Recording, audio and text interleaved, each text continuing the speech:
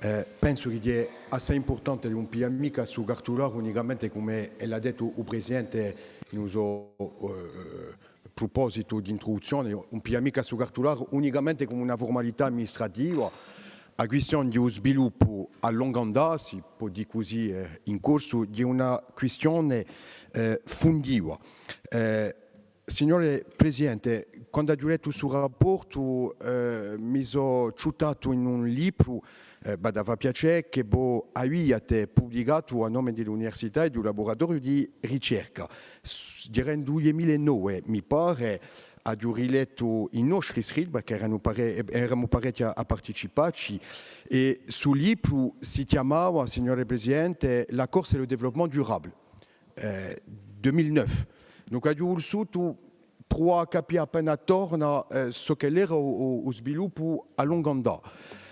Un souci avec le développement durable, et je crois que ça mérite d'être dit, c'est que nous avons, et c'est ces lectures-là qui m'ont rappelé ça, ce que la linguistique appelle un oxymore, deux termes qui ne vont pas a priori ensemble. Le développement, ça suppose un progrès, ça suppose un changement, ça suppose une évolution. Durable, ça suppose de la stabilité.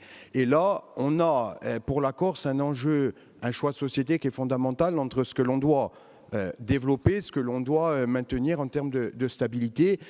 Et ça suppose que l'on fasse des choix de société parce qu'il faut que collectivement cette Assemblée, je ne dis pas aujourd'hui, mais je dis dans les mois à venir, et je dirai deux mots sur le PADUC, puisse s'interroger sur la notion de progrès, sur la notion de développement. Développement, ça commence quand? Ça s'arrête quand?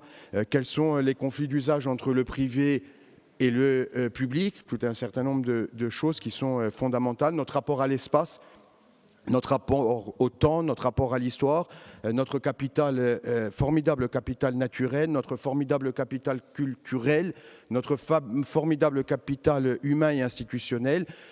Tout ceci doit être interrogé au regard du développement durable. Et dans ce livre, Madame la Présidente, je ne sais pas si je vais vous rafraîchir la mémoire, mais l'introduction que vous signez, la première phrase de l'introduction en 2009, livre, donc je le répète, de la communauté universitaire sur le développement durable, fait référence à quoi? Au PADUC.